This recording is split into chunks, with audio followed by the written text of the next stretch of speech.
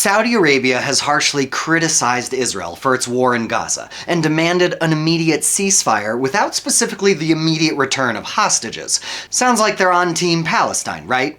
But for years, the Saudi kingdom has been inching closer to Israel, so much so that they actually started arresting their own citizens for making anti-Israel comments online. So, Team Israel? Today we're asking the question, which team is Saudi Arabia really on? You might say the Saudi government, who has been teasing the idea of peace with Israel for years now, had taken an unexpected approach to Israel's war with Hamas. On October 7th, as the world watched Israeli civilians unalived and kidnapped by Hamas and Islamic Jihad, the Saudi government seemed to take a page out of the Hamas talking points, putting the blame for the violence squarely on Israel.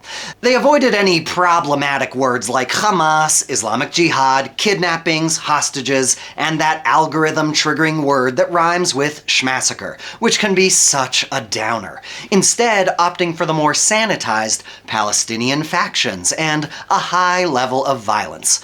The Saudis like to keep it PG. Except, of course, when they're unheading journalists. Since then, they've perpetuated the anti-Israel tropes we've all become used to hearing over the last year that rhyme with schmenocide and floor grimes. Short pause so you can figure out what rhymes with floor grimes. They've pushed debunked blood libels about mass graves. In November, Palestinians are digging them. 6 months later, they're being discovered. But none of this should come as a surprise because Saudi Arabia has been bad news for the Jews since the modern Jewish state was founded. Flashback! In 1948, Saudi Arabia teamed up with other Arab countries to attack the brand new Jewish state. Aw, what a nice birthday present. The founder and king of Saudi Arabia was a hardcore anti-Zionist, way before it was cool. He referred to Zionists as vagrant Jews, with no ties to the country except an imaginary claim, which has no grounds except what they invent through fraud and deceit. Whew! When his son took over, the hits kept on coming. He wanted to outlaw Zionism internationally and resettle Israelis back in Europe. He didn't say what to do with all the Mizrahi Israelis who'd been kicked out of Arab countries. His successor signed on to the Arab League's much catchier 3 no's. No peace with Israel, no recognition of Israel, no negotiations with Israel. So go Team Palestine, right? Not so fast, because like all great rom-coms, what started as a match made in hell is slowly proving to be a budding romance story. The anticipated climax of that story is a normalization deal between Saudi Arabia and Israel that puts the final nail in the coffin of those 3 no's. How did that happen? See, after years of the Palestinians rejecting peace proposal after peace proposal after peace proposal, some Arab leaders have had enough. When Saudi Arabia's ally, the UAE, normalized relations with Israel, the Palestinians blew a gasket. In response, one prominent Saudi prince called their complaints reprehensible. Oh no, he didn't. I don't want to bury you in quotes, but in that same interview, the dashing prince dropped this nugget. There is something that successive Palestinian leadership historically share in common. They always bet on the losing side, and that comes at a price. Oh, snap. And despite blaming Israel for October 7th, another prominent Saudi prince, yeah, there's a lot of those, categorically condemned the October 7th attack for targeting innocent children, women, and elders. Of course, Hamas and a handful of rowdy college students say those children weren't innocent, they were Zionists. But it's not a new disagreement between Hamas and Saudi Arabia. In 2021, Saudi Arabia arrested 69 Hamas members and sentenced one Hamas leader to 15 years in prison. And since the war began, Saudi Arabia has reportedly been arresting people for publicly criticizing Israel and Israel-Saudi normalization. Well, that was unexpected. Well, not quite so unexpected, because the Saudis have been warming up to Israel for a while now. Whereas Saudi Arabia had virtually no Jewish community from its founding in 1932, it now has an Israeli citizen as the kingdom's self-proclaimed chief rabbi, with a flock of around 3,000 foreign Jews who work in the kingdom. The Saudis have hosted Israelis as part of video game competitions, business delegations, and even an official Israeli government delegation. They've banned anti-Jewish rhetoric in mosques and taken steps to remove anti-Israel indoctrination and anti-Semitic conspiracy theories from textbooks, while adding in denunciations of radical Muslim ideologies like ISIS, Al-Qaeda, and Hezbollah. And while we all love a good laundry list of ways Israelis and Arabs are getting along, the big ticket item at the top of that list is normalization. Sure, back in 2020, everyone was excited about the Abraham Accords and normalization between Israel and the UAE, Morocco, Bahrain, and Sudan. But all the while, the US and Israel had their eyes on the real prize: normalization between Israel and Saudi Arabia.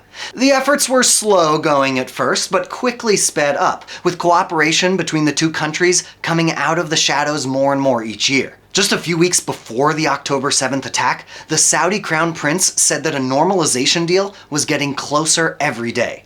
That announcement, and others like it, are likely what led Hamas to finally pull the trigger on October 7th. But it's unclear if Hamas's gamble really paid off. While the war has put a pin in Israeli-Saudi normalization efforts, Saudi Arabia still says it's pursuing normalization with Israel, which is a really big deal, what with all the death and destruction in Gaza. So is all this talk of normalization throwing the Palestinians under the bus? Not exactly, because they've been saying that before any normalization deal is finalized, they need to see, at the very least, irreversible progress towards a Palestinian state. Though what they don't explain is how we progress towards a Palestinian state when the Palestinians have rejected every Israeli peace plan to date. Not to mention that strip of prime beach real estate the Israelis handed over in 2005 to build a model Palestinian state, which in turn was turned into a terror state. So let's face it, the Saudis are sending mixed messages. On October 7th, they seem to be on Team Palestine. On developing relations, they seem to be on Team Israel. On normalization, they look like they're trying to strike a balance. So what's the deal? Are the Saudis embracing nuance and complexity, or is there more at play here? To answer that, we need to understand how Saudi Arabia has changed over the last 2 decades, and the existential threats the country faces. And it all starts with 9/11. Flashback. While the Saudi government wasn't the mastermind of 9/11, it was quickly discovered that 15 of the 19 hijackers were Saudis, as was the actual mastermind. That realization opened up a Pandora's box the Saudis would have preferred to have kept the lid on. Even now, over 2 decades later, new evidence is still being uncovered about Saudi government officials' involvement in planning and carrying out the attacks. So all that 9/11 stuff, alongside a whole slew of other controversies, such as the assassination of a Saudi journalist, made Saudi Arabia somewhat of a pariah in the West. And being a Western pariah just isn't the fun and games it used to be. Why? Because in the old days, the West's dependency on oil meant you could never be too much of a pariah. As long as the US and Europe needed their Saudi oil fix, some wild child Saudi princes could fund guys like bin Laden, and no one would make too big a stink. But with the end of the oil economy in sight, the Saudi government is, as economists like to say, up a creek. Even if everyone out there isn't switching to electric vehicles tomorrow, the kingdom is expected to run out of oil in the next 30 to 70 years. And you know what Saudi Arabia looks like without oil? A bunch of sand. Or how about a dry creek bed that they are up?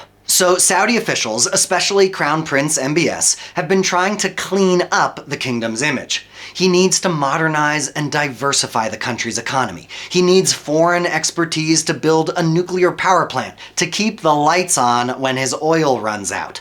He needs tourism and whatever this is. And he needs a massive new trade route linking India to Europe through Saudi Arabia and, wait for it, Israel.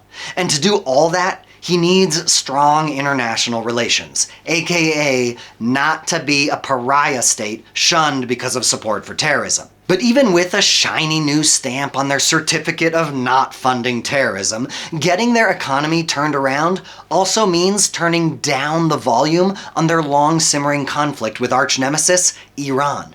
Because conflict is bad for business, and Saudi Arabia needs to get down to business. For MBS's wet and wild Red Sea resort dreams, he needs Iranian proxies in Yemen to stop firing missiles at boats in the Red Sea. For his India to Europe trade route through Saudi Arabia and Israel, he needs Iranian proxies Hamas and Hezbollah to stop attacking Israel. For his military and security apparatus, he needs Israeli intelligence, because it's the best in the Middle East. He needs Israeli military tech, especially missile defense, because it's the best in the world. He needs Israeli surveillance tech to keep an eye on his citizens. I mean dissidents. Yeah. dissidents, and terrorists, of course. And when it comes to diversifying your business portfolio, the only place worth investing in the Middle East is in the Silicon Wadi, aka Tel Aviv. In other words, for Saudi Arabia to survive the next 100 years with more than just a lot of sand, it needs Israel and the Middle East to stop looking like a war zone. It needs Iran and its proxies either on board the money train or off the tracks. It means reopening diplomatic relations with Iran, letting Israel destroy Hamas, and getting the Palestinians a state. So this conflict will finally stop giving the Middle East a bad reputation, and everyone can get down to making money. So is Saudi Arabia on Team Palestine or Israel or the West or the US?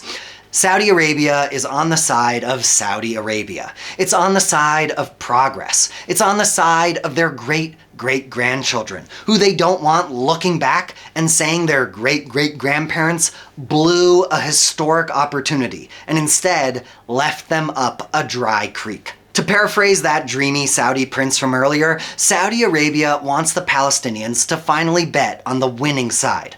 Call it Israel, call it peace, or just not blowing things up. Call it progress. Call it their great-great-grandchildren.